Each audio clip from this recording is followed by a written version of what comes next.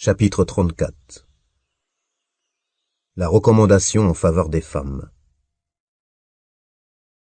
Allah Ta'ala dit: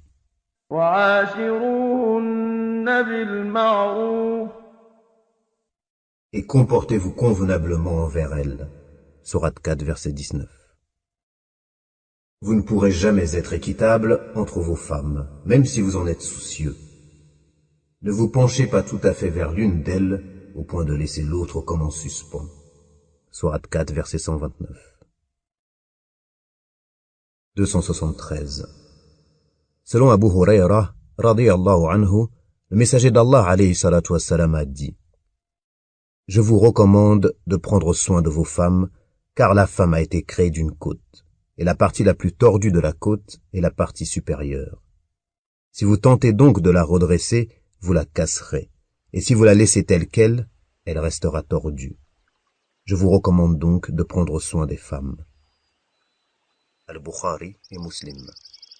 Dans une autre version d'Al-Bukhari et de Muslim, le messager d'Allah alayhi salatu wassalam a dit: La femme est comme une côte. Si tu tentes de la redresser, tu la casseras. Et si tu en tires profit, tu le feras alors qu'elle est tordue. Dans un autre récit rapporté par Muslim, le messager d'Allah alayhi salatu wassalam a dit: La femme fut créée d'une côte. Tu ne pourras donc jamais la rendre droite. Si tu veux donc en tirer profit, tu le feras alors qu'elle est tordue. Et si tu tentes de la redresser, tu la casseras. Et la casser, c'est la répudier. 274.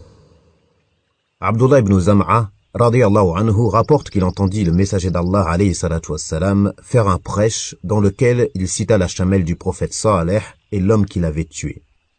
Le messager d'Allah, alayhi salatu wassalam, dit: Lorsque le plus misérable d'entre eux se leva pour tuer la chamelle, sourate 91, verset 12, signifie que se leva un homme respecté, méchant, sans morale et intouchable dans son clan. Puis il, alayhi salatu wassalam, parla des femmes, exhortant les hommes en leur faveur et dit: L'un de vous s'emporte parfois et frappe sa femme comme si elle était une esclave, alors qu'il va peut-être avoir des rapports sexuels avec elle à la fin de la journée. Ensuite, il, sallallahu alayhi wa sallam, sermonna ceux qui rient après un paix en disant: Pourquoi riez-vous de ce que vous faites vous-même? Al-Bukhari et Muslim. 275. D'après Abu Huraira, radiyallahu anhu, le messager d'Allah, alayhi salatu wassalam, a dit: Le croyant ne doit pas détester son épouse, la croyante. S'il n'aime pas l'un de ses traits de caractère, il en aimera un autre. Muslim. 276. Amr ibn al-Ahwas al-Jushami, radiyallahu anhu, rapporte qu'il entendit le prophète, alayhi salatu wassalam, dire lors du pèlerinage d'adieu, après avoir loué et glorifié Allah Ta'ala, puis exhorté les musulmans: Je vous recommande de bien traiter vos femmes, car elles sont comme des captives chez vous. Vous n'avez d'autre droit sur elles, à moins qu'elles ne commettent un péché flagrant. Dans ce cas alors, ne partagez plus leurs couches et frappez-les, mais de manière non brutale. Si après cela elles vous obéissent, ne recourez à rien contre elles. Vous avez certainement des droits sur vos femmes, et elles en ont sur vous. Vos droits sur elles sont qu'elles ne permettent pas à celui dont vous ne souhaitez pas la présence de fouler votre lit ou d'entrer dans vos maisons. Et leurs droits sur vous sont que vous les habilliez et les nourrissiez convenablement. At-Tirmidhi, en disant Hadith Hassan Sahih.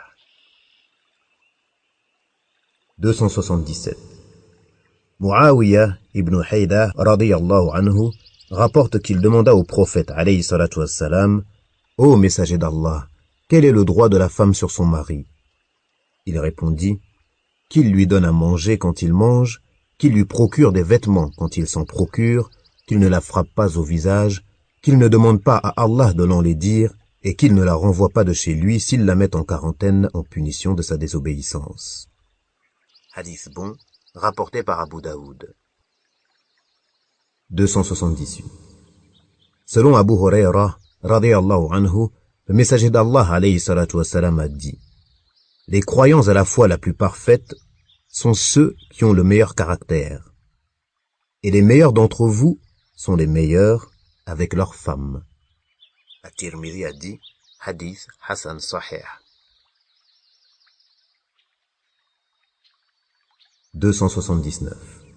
D'après Iyas ibn Abdillah ibn Abi Dhubab, radiyallahu anhu, le messager d'Allah alayhi salatu wassalam a dit: ne frappez pas les adoratrices d'Allah, c'est-à-dire les femmes.